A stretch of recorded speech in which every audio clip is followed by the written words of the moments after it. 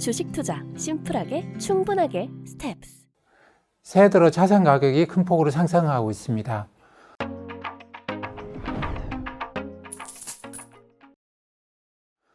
코스피 주가 지수를 보면 작년에 25% 하락했는데 올해는 지금 불과 2주 만에 7.2% 상승을 했고요. 미국의 나스닥 작년에 33% 하락했습니다만 올해 들어서는 7% 이상 상승을 하고 있습니다.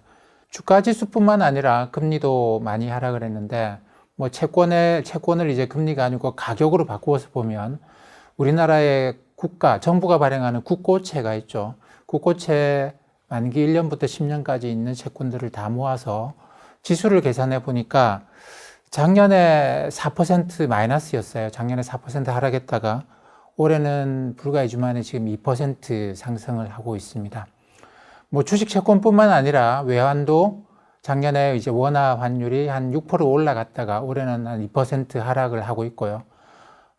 비트코인 가격도 작년에 63% 하락을 했는데 올해 들어서는 지금 23% 상승을 하고 있습니다. 자산 가격들이 거의 대부분의 자산 가격이 이렇게 상승하고 있는 것의 배경에는 물가 상승률이 내려오고 있기 때문이죠. 오른쪽 그림에서 보시는 것처럼 미국의 소비자 물가 상승률이 전년 대비해서 작년에 6월은 최고치 9%를 찍었다가 지금은 이제 6%대까지 물가 상승률이 내려와 있습니다. 물가가 올라가면서 미 연준이 금리를 많이 올렸고 전 세계가 같이 금리를 올렸고 그러면서 이제 물가 상승과 금리 상승 때문에 작년에 자산 가격이 크게 다들 하락을 했는데 이제는 이제 물가 상승의 끝이 보인다. 그러면 미 연준도 금리 정책을 바꾸지 않겠는가.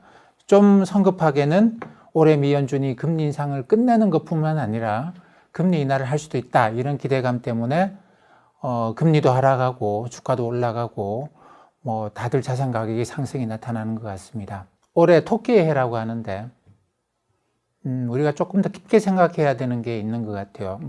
검은 토끼의 해, 토끼가 지혜롭다, 현명하다, 그런 여러 가지 꾀를 쓴다 그런 이야기를 많이 하는데 우리가 지금 보이고 있는 아주 단순한 것, 물가 상승률이 내려오면서 자산 가격이 상승한다. 작년에는 물가 상승률이 올라가면서 자산 가격이 하락했고 올해는 작년과 반대 현상이 나타나고 있다라고 하는 것 한 가지 보이는 것 이외에 여러 가지를 같이 생각해야 되는 해가 아닌가라고 저는 생각을 합니다.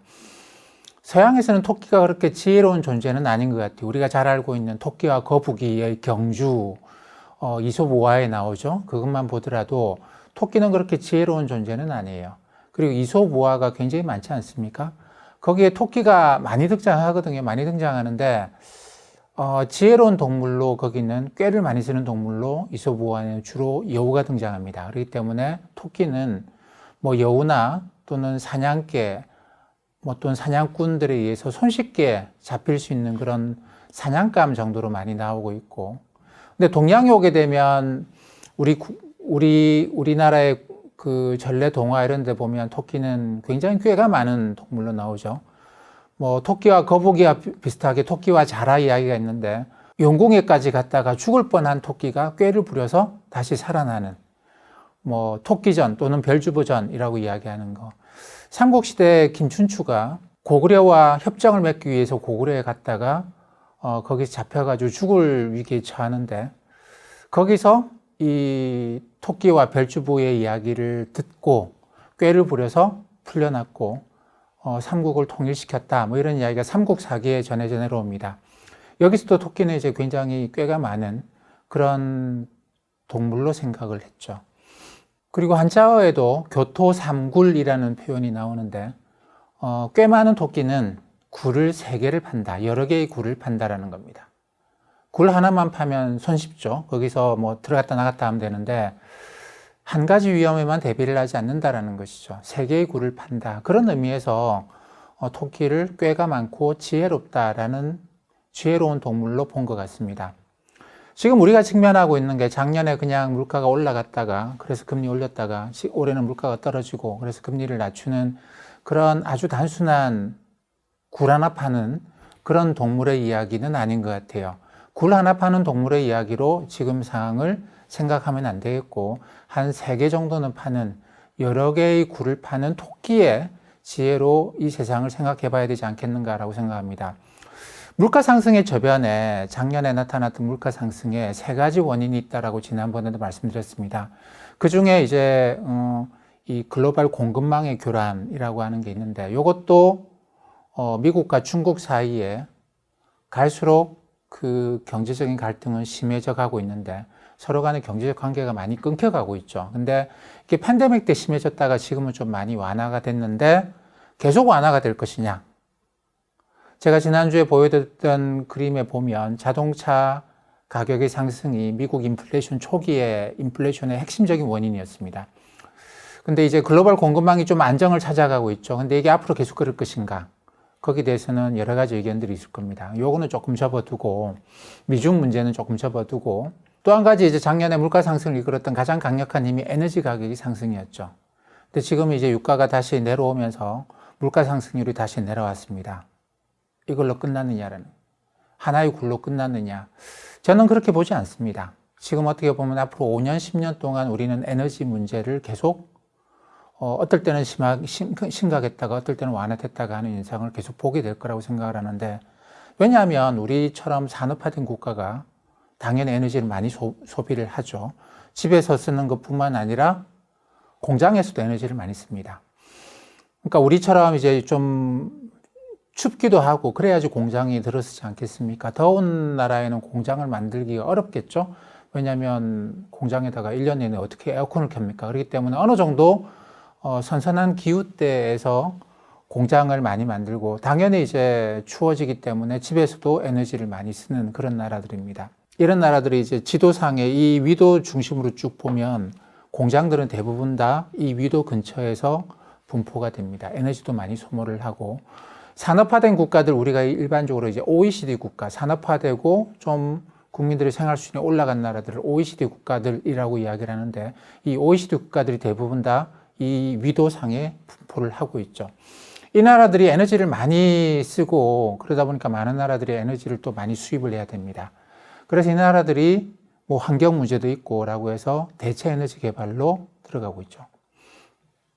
근데 이제 에너지를 캐서, 에너지를 파내서 그걸 수출해서 먹고 사는 나라들, 우리가 이 오페크 플러스라고 이야기하는 나라들인데, 이 나라들은 어떤 생각을 하겠습니까? 우리가 대체 에너지를 개발하겠다라고 어마어마한 투자를 계속하고 있는데, 오페크 플러스는 어떤 생각을 하게 될까요?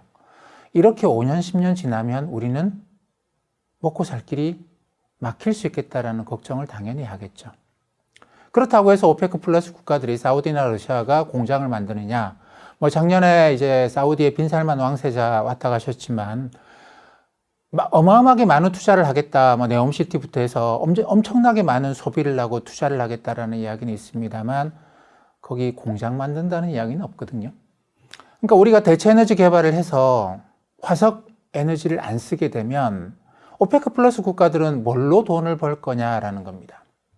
그렇기 때문에 제가 볼 때 오페크 플러스 국가들은 지금 아주 강력한 카르텔을 형성해서 그런 상황이 오더라도 에너지 가격을 높여서, 에너지 소비가 줄어드는 것만큼 생산을 줄여서 에너지 가격을 올려서 지금까지 살아오는 것대로 또는 그 이상으로 살겠다라고 생각을 하고 있겠죠. 그렇기 때문에 오페크의 카르텔은 굉장히 강력합니다. 오페크 플러스 카르텔은. 예전에는 오페크 플러스 카르텔이 아주 약하다고 많이들 이야기를 했어요. 그래서 오페크가 뭐 쿼터를 정했다, 원유 생산량을 줄이겠다고 합의를 했다고 하더라도 서로 간에 그 카르텔을 몰래 깨는 걸로 유명했습니다. 사실 오페크의 중심 국가가 이 이란과 사우디인데, 두 나라는 뭐 수니파, 시아파의 대립도 있고 해서 서로 잘 되게 하려고 합의를 잘 지키는 그런 전통이 잘 없었다라는 것이죠. 그렇기 때문에 오페크의 카르텔은 뭐 잘 깨지는 그런 카르텔로 유명했는데, 지금은 아주 공고한 카르텔로 형성이 되어 있습니다. 왜냐하면 다들 에너지를 캐서 먹고 사는 나라들은 똑같은 생각을 하고 있는 것이죠.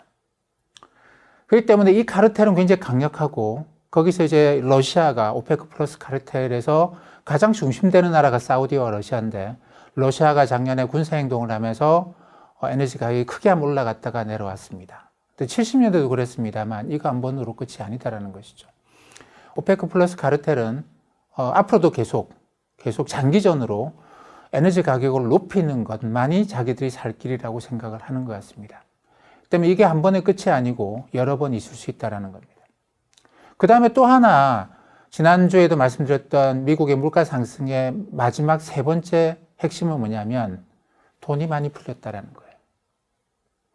돈이 많다 보니까 집값이 자꾸만 올라갑니다. 근데 이거는 이제 일단 금리를 높여가지고 이 돈들을 은행이 다 끌고 갔어요.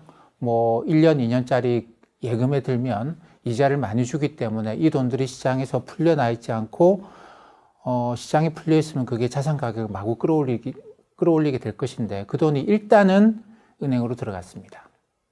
근데 금리를 다시 낮추거나 이 상태가 유지가 되면 어떻게 될까요? 그러면 이 돈들이 다시 은행에서 나오게 됩니다. 이 돈이 사라지지를 않았거든요. 그러다 보니까 자산 가격이라는 게 우리나라는 집값이 꽤 떨어졌습니다만 미국의 경우에는 작년에 집값이 떨어지질 않았습니다. 집값에 작년에도 상승을 했습니다.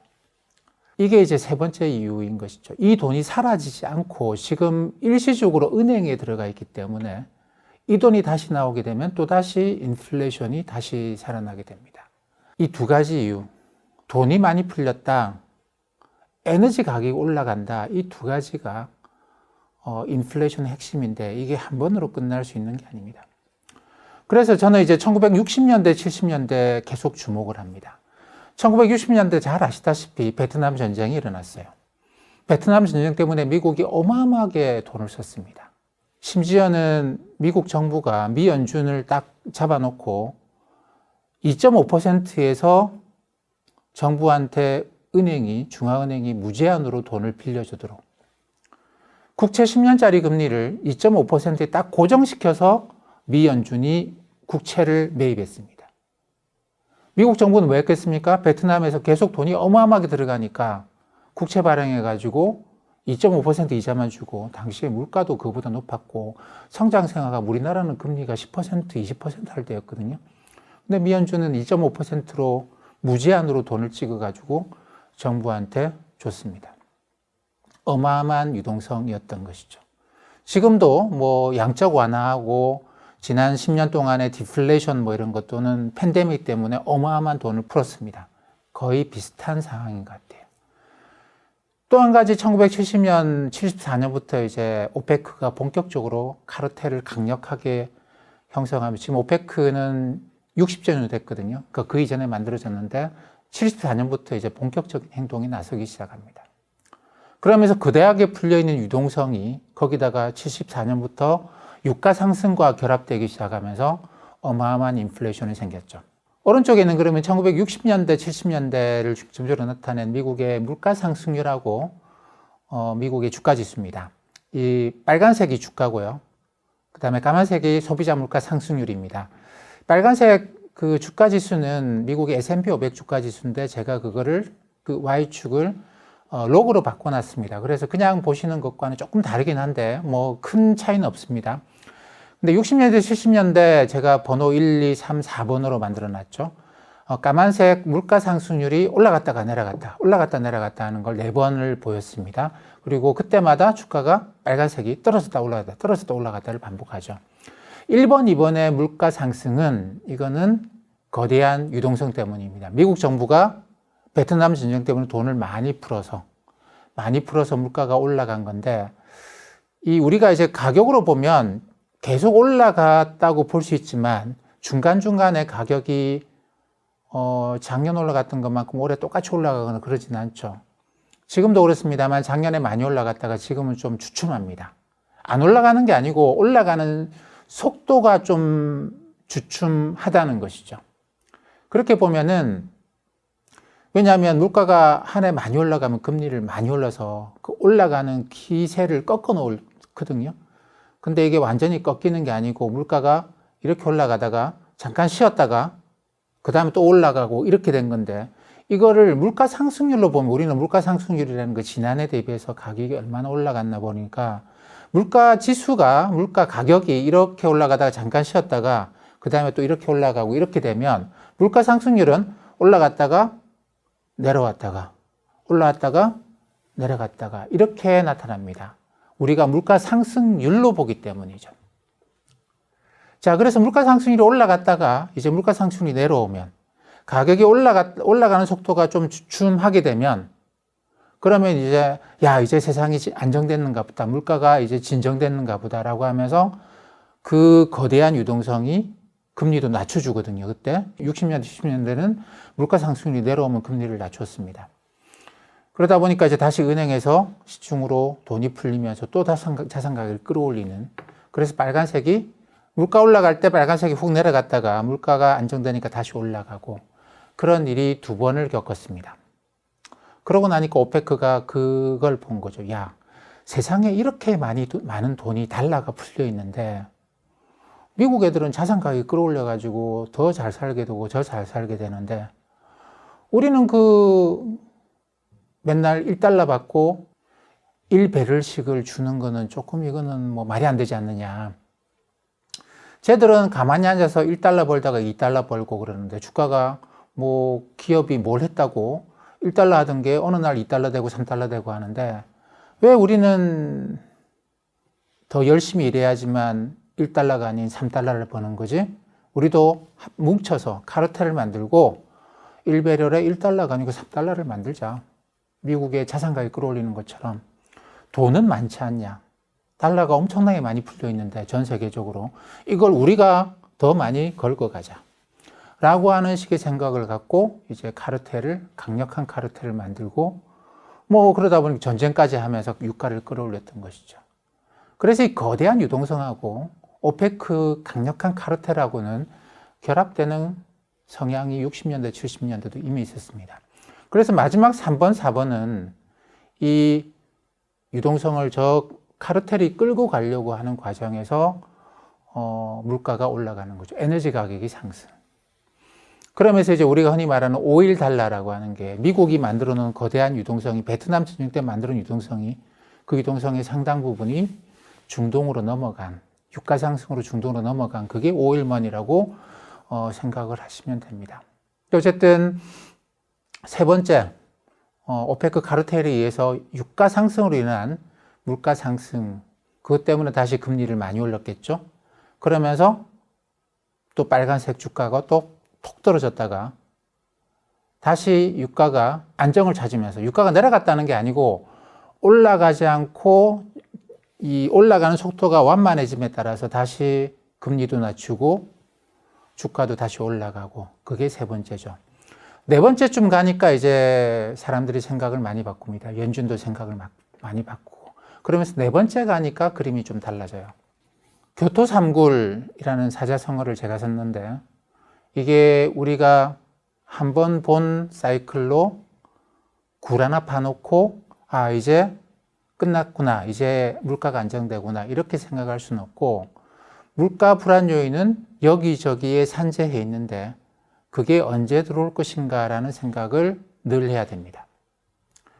미래 위험에 대해서 생각하는 사업을 하시거나 또는 이제 길게 1년 또는 몇 년 동안의 어떤 사업 계획을 잡는 입장에서는 이 중간에 또 한 번 인플레이션 압력이 들어와서 또다시 금리를 올리고 자산 가격이 또다시 하락할 수 있다라는 상황을 생각해서 계획을 잡으셔야 될 것 같아요.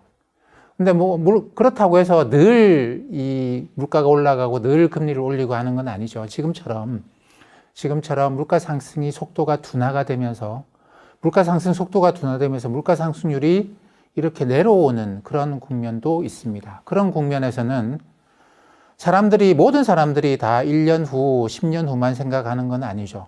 모든 사람들이 신모원려라고 해서 깊게 고민하고 멀리 내다보는 그런 것만은 아닙니다. 그리고 이 자산시장이라고 하는 특히 주식시장의 경우에 채권시장도 그렇습니다만 짧게 보려고 하는 경향이 갈수록 강해집니다. 주가 잠깐 올라갈 때 나는 돈 벌고 팔면 되지 않냐라는 식의 생각을 많은 투자자들이 해요. 전체 투자자들 중에서는 길게 연기금 같은 경우에는 한번 투자하면 1년이고 몇 년이고 투자를 하게 되는 그런 투자자도 있습니다만 갈수록 많은 비중이 짧게 생각을 하는 투자자들이 많습니다. 그렇기 때문에 자산 가격을 볼 때는 지금처럼 물가 상승이 올라갔다가 내려오는 이런 시기에는 양측이 소년이 하는 것처럼 인플레이션이 사라졌다, 연준이 금리를 낮춘다 라는 이야기를 했을 때 투자자들이 정말? 그럴 것 같네 라고 생각하는 투자자들이 또 많다라는 것입니다. 그렇기 때문에 짧게 생각하는 것과 길게 생각하는 것 사이에 상당히 부조화가 있어요. 그럼 이걸 어떻게 조화롭게 끌고 갈 것인가? 물가 상승은 두 군데서 들어옵니다. 하나는 유동성, 하나는 에너지 가격. 에너지 가격이 다시 올라갈 만한 어떤 이유가 있다. 유동성이 다시 시중에 풀릴 만한 이유가 있다. 이렇게 되면 또 이 길게 보는 각도, 인플레이션이 또 오겠구나라는 생각을 하셔야 될 것 같고, 근데 이 인플레이션을 자극할 수 있는 두 가지 요인이 아무것도 새로운 어떤 이벤트가 없습니다. 그러면 이게 작년에 하락했던 자산 가격이 반등을 하겠구나, 이렇게 생각하시는 게 좋을 것 같습니다.